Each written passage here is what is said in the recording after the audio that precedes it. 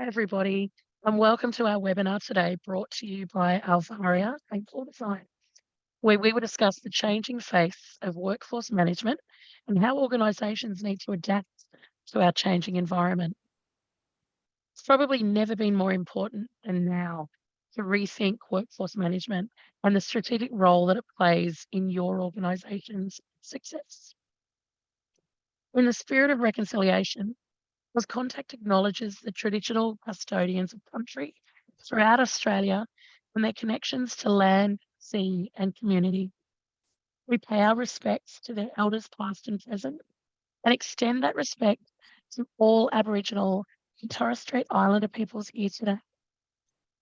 Today's webinar will run for approximately 60 minutes, and during that time, with the help of today's very special guest, Julie-Anne Hazlett, we hope that this session provides some really interesting insights and thinking around what is happening in the workforce management, workforce optimization environment, and ways for you to think differently about this for yourself in your operation. To round off the session, we'll have a Q&A session at the end, where we're really looking forward to hearing your thoughts, your questions, and what some of those challenges are that you're facing, whilst we've got Julie-Anne as a active audience to help us with some of those challenges. So I'm Fran Southwood. I am the CEO of Auscontact, and I am your moderator for today. You'll have to excuse my voice or the lack thereof, so I apologise. I'm unfortunately getting over a bout of laryngitis, so hopefully you can all hear and understand me. But more importantly, Julie-Anne will be very easy for you to understand, or easier than me anyway. Well, while we're waiting for everyone to join us today, let's use that time to just run through some of the housekeeping with you. Remember, the best session is an interactive session. So for you to maximise the benefit that you take away, we really want you to actually connect and interact with us while we go. You don't need to take too many notes, because as always, we'll provide you with a recording of the webinar once it's finished. For you to interact with us though, let's use the Q&A button on the control panel. You can ask questions or make statements or comments to Julie-Anne, and where it makes sense, I'll actually step in and ask those in real time. Or alternatively, we might keep some of them for the latter part of the session. As I said before, we'll have Q&A options open to us. So if you actually type them as we go along, you won't forget to ask them. If you're listening through headphones or speakers and experience any issues with your internet connection, please note that on your control panel, you can actually click the raise hand button, and one of the Auscontact team will reach out and help. Julie-Anne will also be running some polls during the session, so make sure you get involved because it'll be really interesting to hear the results of some of those.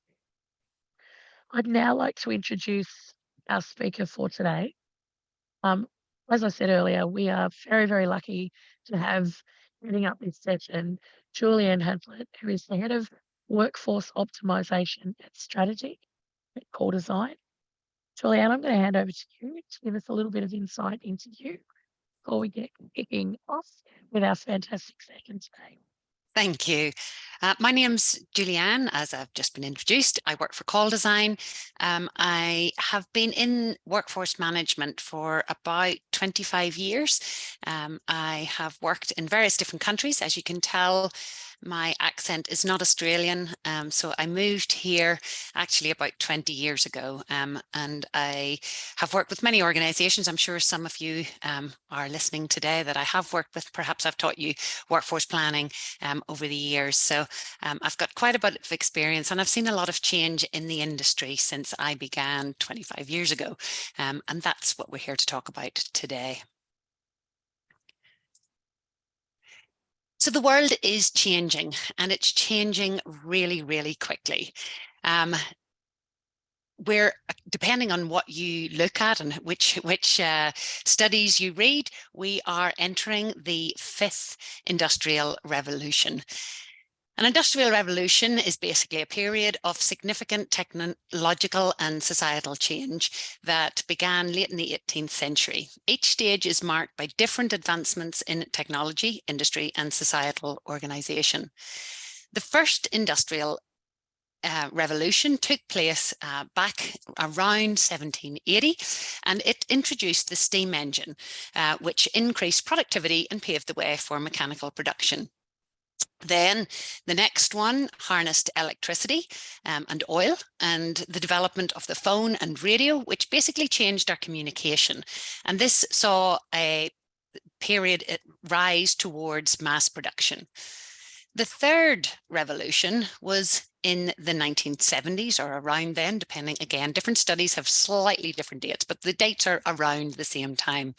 And that brought about the digital revolution, which saw the development of computers, the internet, and other information technologies. This period brought about the information of many industries. And manufacturing basically came into place in a smaller way. The fourth industrial revolution builds on the previous revolution by integrating digital technologies with physical systems. So we've got things like the Internet of Things, smart technologies, AI, and robotics. And then now today we've got the fifth industrial revolution, depending, like I said, on who you talk to. And this stage is still in its infancy. But it's basically changing the way that we work and introducing new business models. Now, if you look at the rate of change in the diagram that I've got up here, you can see that as significant changes happen in industry, it's happening faster and faster. And so the rate of change and the way that we do work is constantly changing. And we're probably seeing that today in your work environment. From a workforce management perspective, I mentioned a couple of minutes ago, I've been in the workforce planning industry for about 25 years. And in that time, I have seen a lot of change just in workforce planning alone. So back when I started, Excel was absolutely the go-to. I know it's still a key player for many workforce planners today, but it was okay to do a lot of the workforce planning just in Excel because it was mostly single skill. And Erlang C really worked for all of the planning. And agents still answered a lot of the really easy questions as well. So it was much easier 25 years ago to do workforce planning than it is today.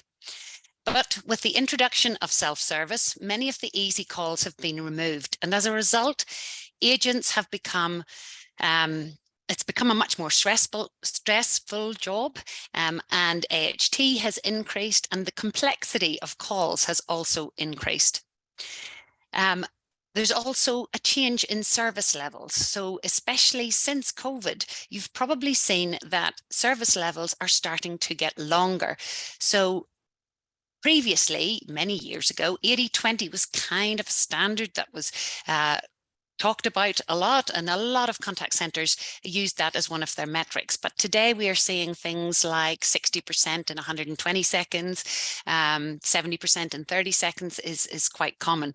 And they are getting longer and longer, but just be careful with that because, of course, there is an impact on your customers. And the longer your service level is, will depend on whether your customers are happy with that or not, and whether they're likely to go and look elsewhere. So workforce planning is definitely changing. We've also moved, as I briefly mentioned, from purely inbound calls to forecasting and planning for outbound and also digital channels. There's a lot more complexity involved with all of the other channels that we have today. So particularly in the digital area, you've got asynchronous messaging, and that means that the service levels can also be a little bit longer as well than typical inbound calls because you're going back and forth with messaging. But that also means from a workforce planning perspective, it is more difficult to plan for. And there's a lot of talk about whether you should blend the different types of calls that you're taking, the different channels, or whether you should block out periods of time for your staff who are doing those. The other change is that workforce planning is no longer just contact center. And the name contact center, in fact, has evolved over the last 25 years because it used to be a call center. So as I previously mentioned, we've now got lots of different channels. And when all the channels come in, we changed from call center to contact center. Then we've moved to planning for back office and then retail. And some of our customers are planning for all sorts of other areas using the same principles as you do in the contact center, but with slightly different maths in the background. The other big change is that we have moved to cloud-based systems. So 65% of workforce management systems are now in the cloud. So not all of them, but it does mean that access is typically a lot easier when you're accessing from a cloud. And a lot of this was brought about, it started prior to COVID, but I guess there was an increase in demand for cloud-based systems when COVID hit. The advantage of that is that anyone on a cloud-based system will know you also have access to the latest and greatest software. So when new updates come out, people in cloud-based systems tend to get them faster than perhaps those who don't. Employees also have access to their workforce management details now. So they've got their schedules, they can look at them on their mobile phones, they can make changes, they can potentially ask for voluntary time off or overtime. They can look at their annual leave, see what the balance is if you've integrated it to payroll. So there's a lot of advances there. So back in the day, when I started, no one really was looking at their schedules other than through an email or if they were pinned up on a board sometimes just for people to see. And now people really can see their schedules regardless of where they are, and they have a lot more control over what they are doing and can see how they are performing as well. And then COVID hit, of course, as well. So that's also driven a big change. So we used to be predominantly in the contact center or office-based, depending on the type of channel and work that you're doing. Then we moved to working from home when COVID hit. And we've now gone to a hybrid model. And so people are working partly from home and partly in the office. And depending on the organization that you work for, will depend on the number of days that you work from home or in the office. So I'll just hand over to Fran. Thank you. Okay, so we've got our very first poll here, everybody. And I know that there's some real differences across different organisations. So poll number 1, how many days do your agents work from home? So let's get those responses in. And Julie-Anne, as you say, who would have thought we would be having this conversation 5 years ago? Actually, 2 years ago. Yeah, exactly. I remember, working for big organisations, and whilst a lot of other parts of the organisation could work from home, the contact centre was always considered the too hard basket. And then suddenly, what happens when COVID hits? There's an absolute rush on. Yeah, absolutely. And I'm pleased to see the results here. Yeah, look at that. Okay, Jess, we'll get you to share those results up. So a really good mix. Some interesting, some nevers there, which, that's interesting too, isn't it? Yeah. Does anything surprise you there, Julie-Anne? Nothing's really surprised me. I'm glad to see that 2 to 3 days working from home is the most common, because that's absolutely in line with some recent survey results that I will show now.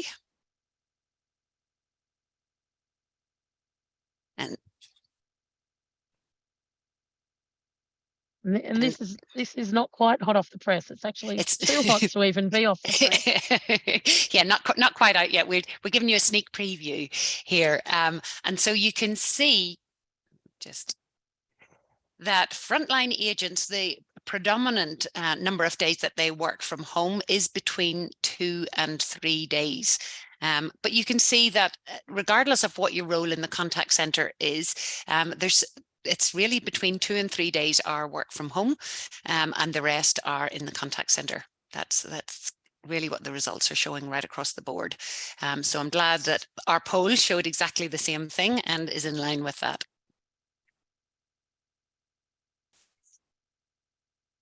Not everyone, of course, starts working from home immediately. And it's really interesting to see when people start their journey of work from home. So the majority of people, 31%, start that when they finish their training. So most agents complete their training in the contact center if it's possible, and that enables them to understand more about the culture, what's happening in the organization, and of course meet their team and perhaps some of the team members as well. 38% of staff can determine when they work from home, so have complete control over when they work from home, whereas 14% have complete control. 38% have control within certain limits, so they've got guidelines, so probably the 2 to 3 days from home, and so there are some guidelines about what days they can and can't work from home. Of course, there are plenty of benefits of working from home, and we've seen that over the last few years. So from a cost perspective, it's not all just about the employee. So the reason we do this isn't just for your employees, it's also for the employer. So from a cost perspective from the employer side, you've got the ability to save in some office space. So even if all of your agents were to come back in to the contact center now, in many cases, they wouldn't fit anymore. And so there has been a change in that. A lot of organizations that I talk to no longer want everybody to come back into the office because they wouldn't be able to fit them. They've got rid of some of the buildings that they had before. It also is a reduction in utilities and overhead costs. From an employee perspective, they can save money, of course, on commuting, no longer get transportation costs. They've got a reduction in cost for meals and also for clothing, because you can wear slightly different clothes when you're working from home, as opposed to going into the office all of the time. The health benefits include the fact, interestingly, that 29% of people are more likely to do more exercise if they work from home during the week, and 26% are more likely to eat healthier. And that was a study conducted by Owl Labs 2 years ago. They're also less likely to take time off for minor illnesses. So your shrinkage is more likely to be a little bit less for sickness. Less stressful, so yeah, less likely to have bullying in the office or to try to find seats. And I know this doesn't come up maybe too often, but it certainly is a thing. And I've had a number of conversations with some workforce planners who have had to manage the seating and where people sit, because some people shouldn't sit beside certain other people. It also improves employee satisfaction. So employees are more likely to stay with an employer that offers satisfaction. Studies have shown that there's a correlation between happier agents and happier customers. And it also improves performance. So a study by Stanford University, which was actually done just prior to the pandemic hitting, showed that agents were 13% more productive when working from home compared to those who were in the contact center. They actually worked slightly longer and adhered to their schedule a little bit better, and took 4% more calls than when they were working from home than when they were in the contact center, because there were less distractions. When that particular organization decided to roll out the work from home option, the performance increased to 22%. So they saw even bigger increases when they actually rolled that out. And I know in a lot of the webinars and the people that I've spoken to over the last year, as a whole, most people have seen an improvement in performance by letting staff work from home. There are, of course, exceptions to the rule, but as a whole, most people have seen an improvement in performance. There's also the ability to recruit from anywhere. So it does enable you to have a wider pool of agents that you can recruit from. And that can help, especially because it's difficult to recruit at the moment. I'm going to talk to that in a little bit. As I mentioned before, better employee experience equals a better customer experience. And in this survey that was done by IDC, they found that in APAC, the employee experience was shown to have a large impact over the customer experience. So you can see that one there, which is the biggest impact. So what if we were to roll it back and pull everybody back into the contact center? From a workforce management perspective, there's lots of things that would be problematic with that potentially, mostly because you would see, or most likely, Forrester reckons that you would most likely see a lot of people, even more, leaving the company, higher attrition, and non-compliance to their schedules, protests potentially. And all of the people who potentially roll back, Forrester reckons that about half will roll into problems and will end up not doing it because of the problems that they roll into. So the attrition and everything else will actually cost the organization more. And so it's unlikely that in the foreseeable future, they will roll back to 100% working in the office. Gartner backs that up by saying that 39% of employees are likely to leave if you insist on a hard return back into the contact center, and 55% of employees say their ability to work flexibly is going to impact whether or not they want to work for a particular organization. So we don't think that it is something that you should be forcing just yet.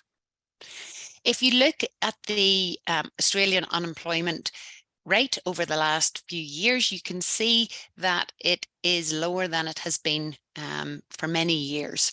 So if we embrace the hybrid working model, there's a real opportunity to keep your talent and to attract employees, because with the low unemployment rate, it's clear that people are still moving and attrition is high, we know that, but employees are seeking a better work-life balance. And there's a thing called the Great Reflection. And a lot of people are referring to the time at the moment as being the Great Reflection because people are deciding what it is they want from life and how they want to work, and basically telling organizations this is the way that we want to work. And because of the skill shortage, they have a lot more say than what they had previously.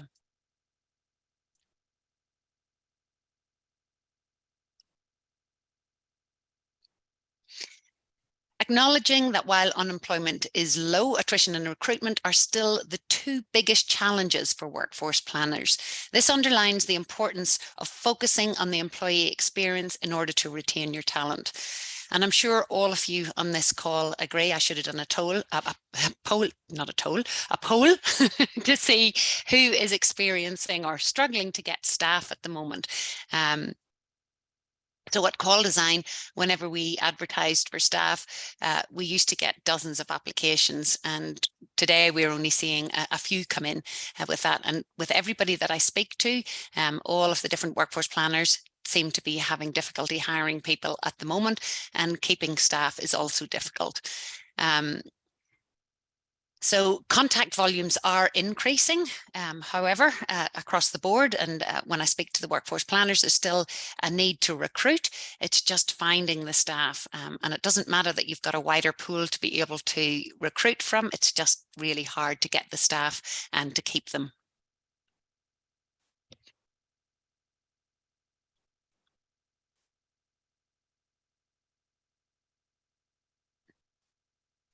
So what does all of that mean?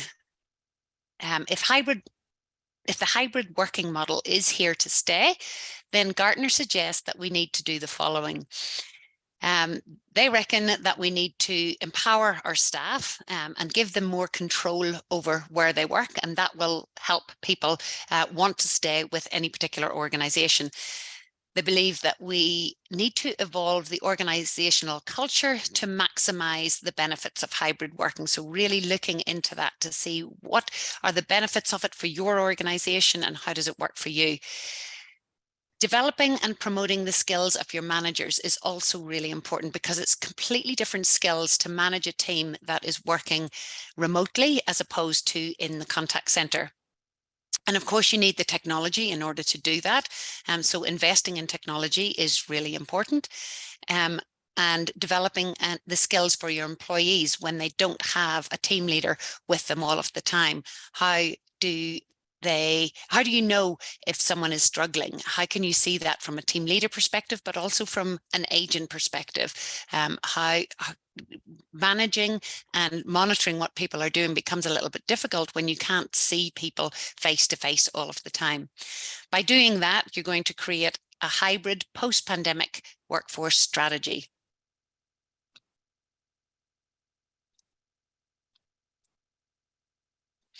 So from an agent point of view, with this hybrid working model, what they want is more control over their schedules, more control over when they take leave and how they take it. So what I mean by that is the ability to take shorter leave periods. So not always having to take a complete day, but potentially shorter amounts. So if they need to take a half day, having the ability to do that.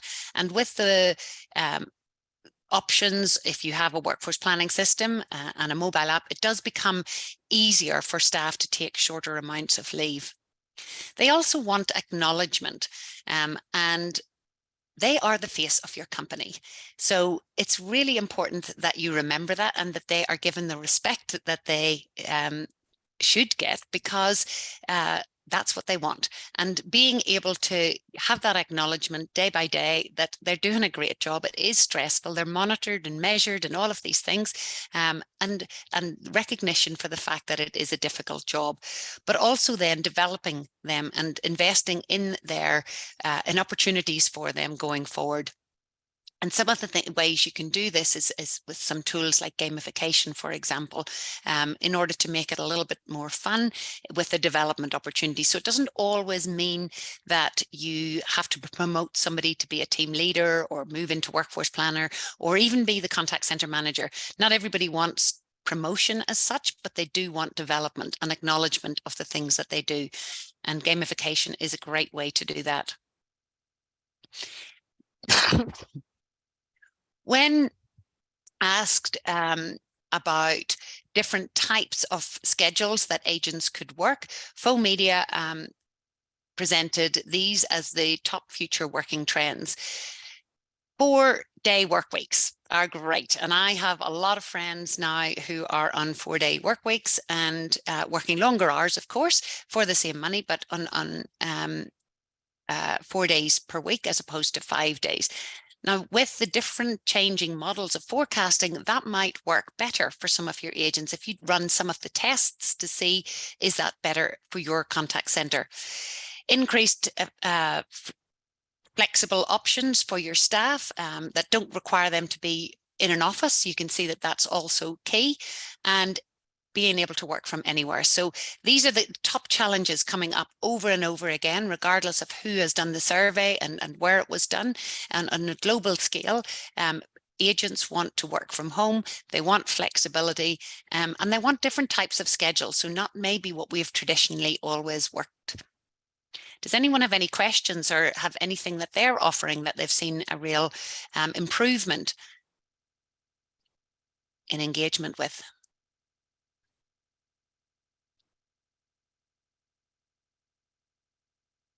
Surely there's some innovative practices that people are applying.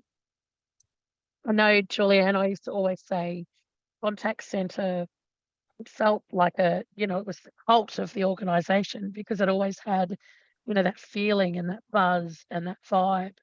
And I do think one of the, real challenges that people are facing is how prepared are the leaders to actually lead differently in that Yeah, environment when all of their usual, you know, tools and tricks and engagement opportunities, they're now not there. that's right. So yeah, it's really interesting. And Kate's on, and Kate said flexible leave is another thing that they're using, Yep. which is helping. Thanks, Kate. So employees are 3 times more likely to be high performance when given flexibility over where and when and how they work. And that's backed up, like I say, every survey, it doesn't matter who has done that survey, that all the information is pointing in the same direction. Flexibility is key. Offering more flexible shifts will lead to better employee engagement. And then moving to team leaders, as I said, and just as Fran mentioned before, 60% of hybrid employees say their direct manager has the most influence over how they see the organization and their way of seeing what the company's culture is. So therefore, team leaders are essential in this role. And if you think about where your team leaders came from, most team leaders move into the team leader role having been agents because they were great agents and somebody said, hey, I think you'd make a great team leader. But are they given the skills in order to do that? Do you train and develop them? Because management is a skill and it takes a bit of practice. And in this remote working world, team leaders can no longer rely on observation as a performance management tactics. The skills that your team were taught potentially and the training that you put them through back in 2018, 2017 is not really relevant to today's world with people working in this hybrid model. So you really need to relook at your team leader training and make sure that you're developing the skills that your team leaders need in order to manage a remote workforce. We've also got Gen Z or Gen Z, if you're American, the digital natives who are coming into the workforce, and they've been coming in for really over the last 5 years. So although they are digital native and they're used to being online, their social skills are really quite different, and they don't really know because they entered the workforce just around COVID time and slightly before it, but most of their working and perhaps even some of their studies has been done from home. And so the skills that they need also need to be developed, but they aren't the only ones. So everyone working from home is a skill that everyone is working on. It's still very new. We're still learning lots about it, even though it's been around for a couple of years. And so embracing that hybrid model, changing the way that you do things is absolutely key, and not trying to do what you've always done because it won't work in this environment. And on that note, has your investment in team leader training and development increased as a result of hybrid working models? Oh, this will be an interesting one, Julie-Anne.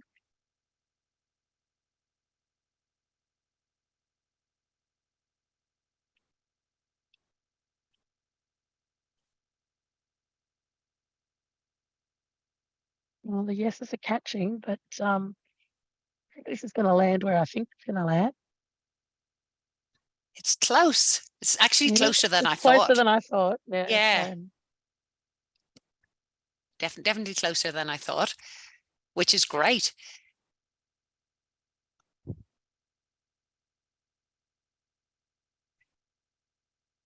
Cool. So no is just leading, just pip the post there. In investment in team leader training hasn't really changed. And hopefully from what I've just spoken about, you'll see why it is necessary to actually change that and to give your staff different skills and to invest in them.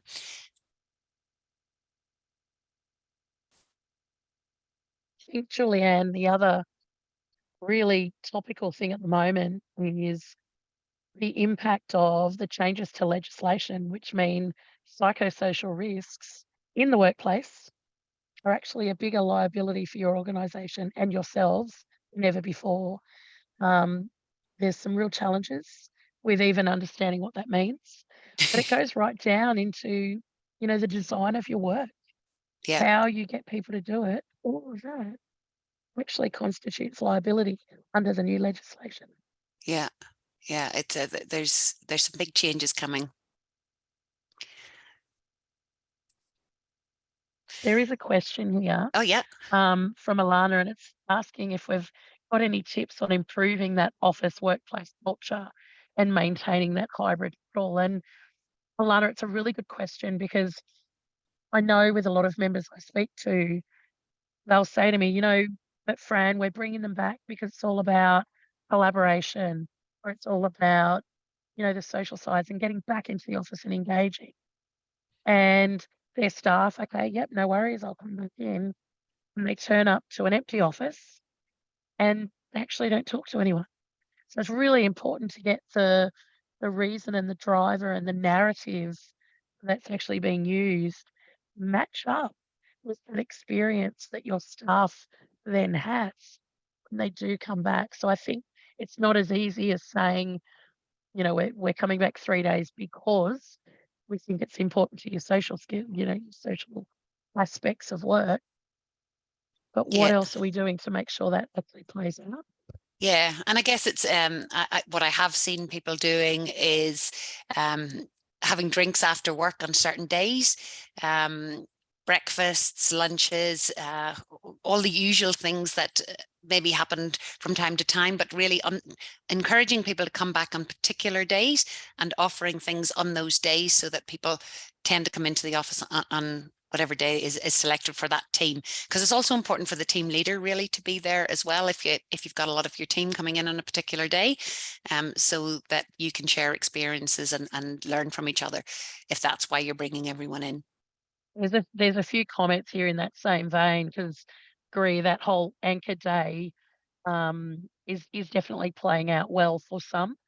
It's talking here about what new skills are we actually seeing people being developed in for team leaders given that hybrid environment.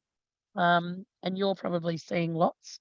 For me, we're hearing lots of our leaders really being focused on what are the different ways to identify signs of impact Yeah. to their staff.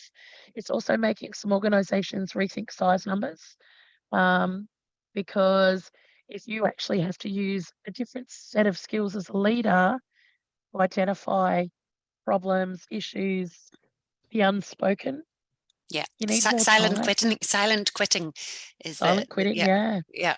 So where performance just gets worse slightly, but not necessarily noticeably quickly.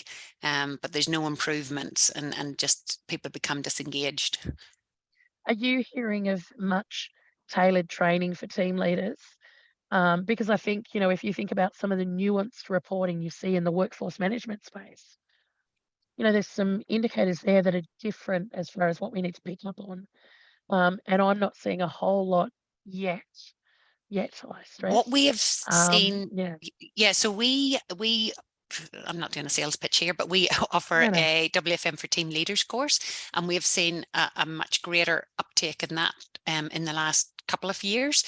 And I think that's partly also because with agents having access to their schedules and being able to make changes and move things around a little bit, it is more and more important that your team leaders really understand the principles of workforce management, Yeah, so that they can also communicate that with agents, which has kind of always been the case. But I think the more and more we move to people working remotely and being able to explain everything over the phone or through your team's environments, and have that collaboration, it's really key. So we've seen a big uptake in that particular area because it's workforce management and specifically for team leaders. yeah. No, that's good. And certainly we'll keep an eye out on any other comments that comes through that give any suggestions, Carol, to add to that. But definitely, is it about, really rethinking what were being used as engagement tips and tools, And I think it's the engagement itself. technology as well, and constantly looking at new technology and what's out there, Yeah, and how can you use that to help with engagement if it is a hybrid model and they're not always in the office. And there are lots of gamification tools, different options in order to keep your staff engaged and to see what's going on and to measure and monitor, because we want measure and monitor everything, so you definitely. can see it. So it's really, working from home shouldn't be a degradation in service that you're offering. It should be an improvement, because of all the environments that we work in, the contact center is the most measured and monitored.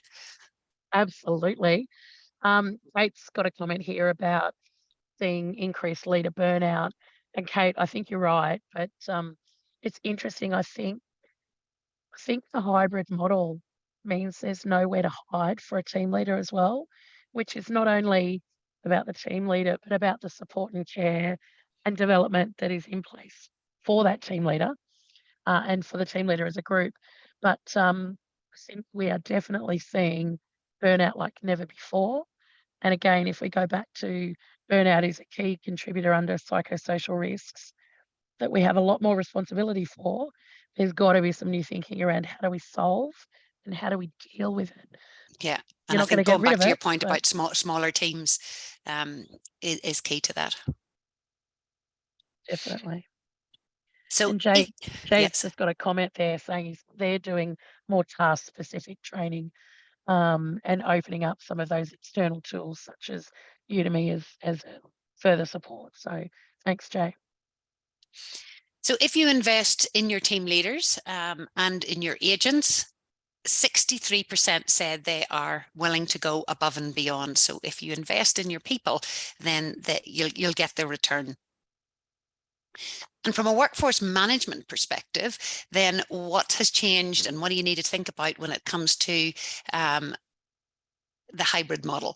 First of all, you've got the forecast volatility. So pre-COVID, depending on the size, whether you were large scale or small scale, forecast accuracy was certainly something that you were looking at and probably is today. But there has been a lot of movement in your models. The models went out the door for a couple of years there. They are returning in some areas, maybe not quite pre-COVID, but there is still a lot of volatility around there, and understanding what causes the volatility with smaller cues that you might be forecasting for, having a target of plus or minus 5% accuracy isn't going to work. And you might have 15 to 20% out. And then because of that, you need to recruit to those levels as well and have the ability to change schedules quickly. So to flex with them because of the volatility. So understanding what's causing any changes, which is key in forecasting, but there's certainly a lot more volatility around in the forecasts. You know, if people get sick and large amounts of people get COVID again, people tend to call in sick for that. And you can have large amounts of people off in one go, which maybe wasn't quite the case before because people would battle through, even if they were working from home. Then providing staff with more schedules, so more flexible schedules, can they jump on overtime much more quickly because they are working from home, so it's easier, they don't have to get to the contact center, they don't have to drive anywhere? Can you offer shorter shifts as a result, or as we mentioned before, the 4-day week, working 10 hours, does that work for more of your staff? And does that fit into your models today? Because there's no point in offering any of this if it doesn't actually help with your customer service and what you need as a business. But in most cases, because of that volatility, the shorter shifts are going to work a lot better. And the ability to bid on shifts and to pick those up pretty quickly and to get communication with all staff and making sure that they understand what's happening has in some ways become easier. And then moving not just contact center workforce planning, but also moving into back office and retail. We're seeing more and more people doing workforce planning outside of the contact center. And that is certainly a movement that has accelerated post-COVID. In any changes, regardless of whether it's the length of shifts that you're trying to work, whether processes you're trying to change, if it's the training that you're doing for team leaders and what they need, involve your staff. They can give you feedback. So if it's staff, who have just gone through onboarding, did it work? Could things be done better? What are they struggling with? Exit interviews are great as well. I was recently talking to an HR manager at one of our customers who shared some insights into the reasons that staff were leaving.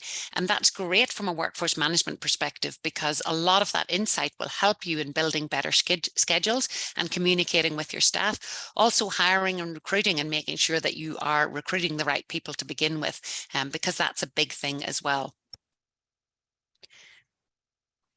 And that takes us into the workforce management maturity model and where you are, because some of the things that we've talked about in terms of offering flexible schedules, moving things around, flexing up and down, it really depends on where you are in this workforce management maturity model as to whether or not you can do that. This is basically a tool that will help you distinguish the maturity of your workforce management practices. It's a framework, and it helps you evaluate and improve the workforce management processes and capabilities over time. So if you're really small, you might just be using Excel today. But where do you want to be looking to? What are the other things that are on offer that will help give you a clear roadmap for where you want to be as you grow and develop? So as you evolve through the process, it kind of goes from being more reactive into proactive. And that tends to be with some of the larger contact centers, so 200 seat plus, would be able to probably adapt some of these quicker than, a 10 or 15 seat contact center. If we start down with no workforce management, so in the awareness phase, you might not have workforce management in place. It tends to be team leaders that are creating the schedules, probably in Excel. And then it moves into having a workforce management tool installed. You've got the short, mid and long-term forecasting, doing some shrinkage analysis, reactive real-time management. So you've got real-time analysts who are putting in segments into people's schedules, accessing schedules. Your team leaders and your agents can access their schedules to make changes. Off-phone activities tend to be put in when the schedules are created, and you've got system-driven scheduling based on your requirements at this stage. The next stage is then moving into automation. And as we talked about before, AI is becoming a bigger thing, and that's moving your workforce management to involve different parts of AI for different things. So with that, what can you do? There is technology around today so that you can automate changes to schedule. So it's looking at the queue data. And so rather than someone manually having to put in exceptions when people are sick or they're late, or you need to make changes to the schedule, it can be done automatically. And that takes away the low value tasks, a little bit like we got rid of the easy questions that customers used to ask, taking away some of the easier kind of no value.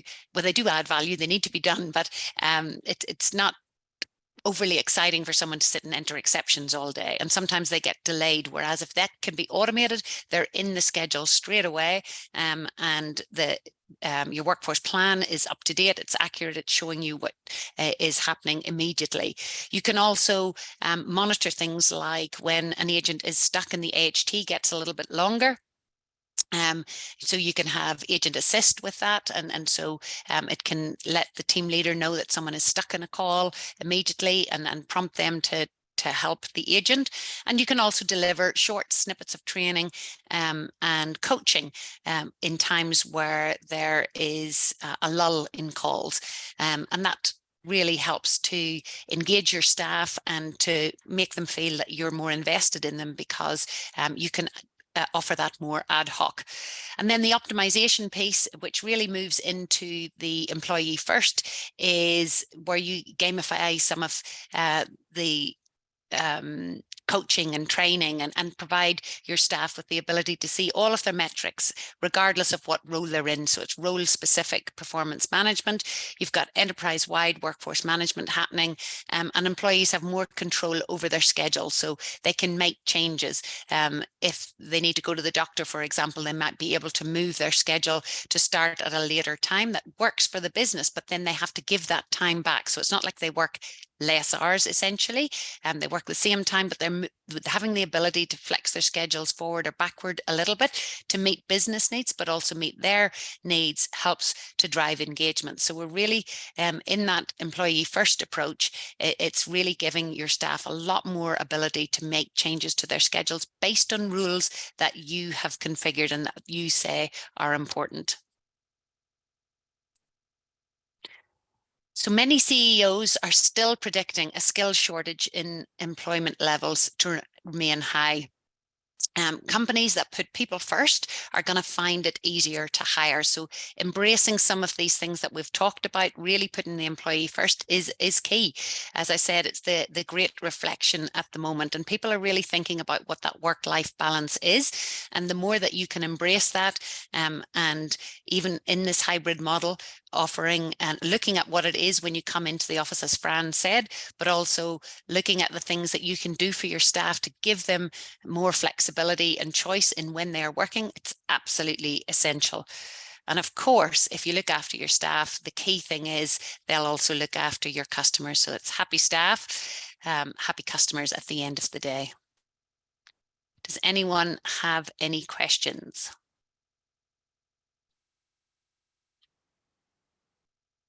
Thanks, Julie-Anne. That was really, really good. So much of what you said resonated. I'm just seeing if there's some more Q&A questions that are coming up from people. It's interesting though, as you say, give choice, because at the moment, the attrition rates tell us that our employees are using their choice. And it's not likely that that's going to change anytime soon. So that empower and engage, are two really, really important components that I'm hearing from a lot of members across the board. And equally that recognition. I know in a number that we're talking to are seeing, small ways that they're using within their organisation for recognising contributions and success, right up to the, putting them up for awards and things like that. Obviously, we've got the Auscontact Industry Awards, shameless plug, everybody, that closed at the end of May. But it's interesting because we've got people that have actually never participated in those before who are actually saying now, more than ever, we need our people to know that we're actually valuing the contributions that they're making. That's great. So we're seeing people come in now that have never done it. So kind of resonating with what you've said. We got here a question from Barbara. In relation to, is there any data to support how unions may influence enterprise bargaining agreements with organisations which challenge WFM? Barbara, that's a really interesting question. And we'll have a lot of people on here who are under EBAs versus different workplace agreements. So EBAs will impact some, and it will depend on the arrangements you've got as far as how active and vocal unions are being. But certainly there is a lot of discussion with unions at the moment around those contributors to the risks that we talked about earlier, and the impact of those being spelt out in an EBA. So I would not be surprised. I know there's a lot of agencies that are about to go through the process. We are hearing quite a bit where unions are trying to have more introduced into EBAs, that quite normally would sit outside in a policy document with an agency, as opposed to being actually spelt out in an EBA. So I think it's going to be depends would be the answer. But it's something to be very aware of as leaders within an organisation as to how you will then navigate and manage that. But we haven't seen any new ones with it yet. A question here, and Julie-Anne, this is very much about you. Have you noticed any changes in the schedule adherence now that agents are more work from home? As in, do they adhere to the schedule more at home compared to being at the office? Or are you seeing any different patterns? Do they do long days when they're at home or late or things like that? Adherence has definitely improved as a whole. However, it does depend on making sure that you've recruited correctly as well, because I have had a couple of conversations with a couple of different workforce planners where some of the agents that possibly have been recruited haven't realized what working in a contact center is, and initially think that they can go off and do other things as well. So potentially childcare is a big one where they've thought that actually work from home means that they don't need childcare. And so they saw some big impacts in adherence for some of the new hires that they brought on. But as a whole, what I'm hearing is that it's definitely been an improvement, because they're not late because they don't have to travel, and it's much easier to jump on overtime, for example. If you need someone to do an hour of overtime, it's easier to get people to do it because they don't have to travel anywhere to do it as well. So they're not losing that time, and are more willing to do overtime as a result. Thanks, Julianne. I know we've also heard reports that those incidental caring days, so not full-time caring for your kids, but certainly I've experienced them, with those days where your kid's not well enough to go to school, they just want to sit on the couch and watch TV. You can be there and work. So we're seeing organisations supporting that intermittent care requirement. But certainly some challenges with conversations around childcare is quite common. And I think it's Uh, important to basically set all of that out, because you've got to set new rules out for the work from home and the hybrid model. Like what is it that you expect in your organization? What's okay, what's not okay? And making sure that that's really clearly defined. no, definitely right. So it's part of that whole narrative from onboard to actual, making sure they match what we say and what we then do. There's a question here from Matt in relation to how long do you foresee the change to work from home reflection period lasting for? Is it permanent with Gen Z starting their career this way, or do you see it as something that will, kind of peter out? Personally, I don't see it petering out in the near future, and all the studies that I've read, everything points to it being around, and that's on a global scale. So not just in Australia, it's really worldwide. And for many of the reasons and the benefits that I pointed out earlier, it is here to stay for the foreseeable future. And I think the technologies are moving more and more to give you more benefits when you've got people working from home, and the ability to see what's happening, to communicate, collaborate, all of those things, as if people aren't in the office. And so I think trying to move away from that and getting different generation to come back into an office full time is going to be more and more difficult. And some of the studies I said, forget it. Like I definitely read some recently that said, forget it. It's not going to happen. Yeah, It's here to interesting. stay. Alex has just put a question here around, whether companies are allowing casual staff as well as permanents to work from home. Alex, I'm talking to members who they're not discriminating. Casual Yeah. staff, intermittent, full-time, can all work from home. I'm just mindful of time. David has a question here around any advice or support, any advice on, the support required for when people are working at home. Data showing high hold times, with people trying to get through to support teams, or waiting for managers. David, I'm hearing a few things. I'm hearing organisations that are setting up small, almost hunt groups between agents, like small, groups of 4, like a pod would have been if they were in the office. I'm seeing people put more stuff on virtual support queues. Julie-Anne, are you hearing of anything innovative? Really around the smaller hunt groups, I've definitely heard of that, having smaller groups where you can get in contact with someone much quicker. Other than that, I haven't heard very much in that space. So we'll add that to a topic, David, though. That's something we need to continue to explore. And then Carol's got something here around OH&S issues, what's being done to mitigate, around environmental practices. And I know every member we speak to has a really different approach to what is the policy. Some need to send in a photo of where they're working. Others actually send people to check out the office space at home as well. I think it's varied depending on your agency or your organisation. But are you seeing anything different there? Just really clearly documented again, what is it that you expect? Where do people have to work from?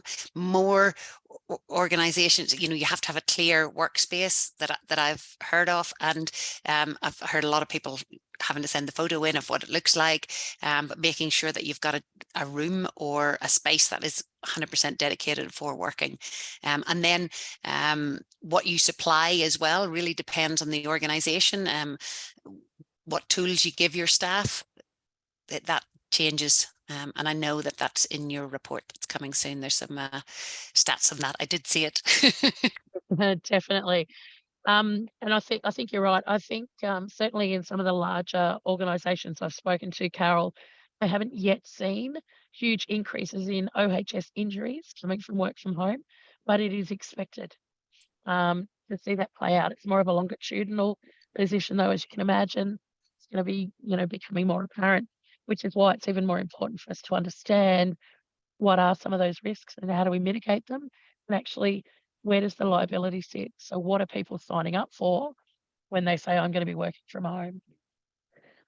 Guys, what an amazing topic, and I am very mindful of time. Julie-Anne, you've been amazing as always, and the amount of questions and commentary here just shows what an important conversation and topic this really is, and the impact it's having across all of our organisations. Looking forward to you talking about this more at a conference in a few weeks' time. Everybody, thank you so much for coming along today. As I said before, you'll all receive a recording of the session. And if you've got anything else that you wanted to know about, you can reach out to us at Auscontact, and we'll actually work with Julie-Anne to make sure you get some responses. Thanks Thank again you for your very much. time. Thanks for Enjoy the joining, rest of your everybody. day. Enjoy your day and the weekend that's coming up. Thank you.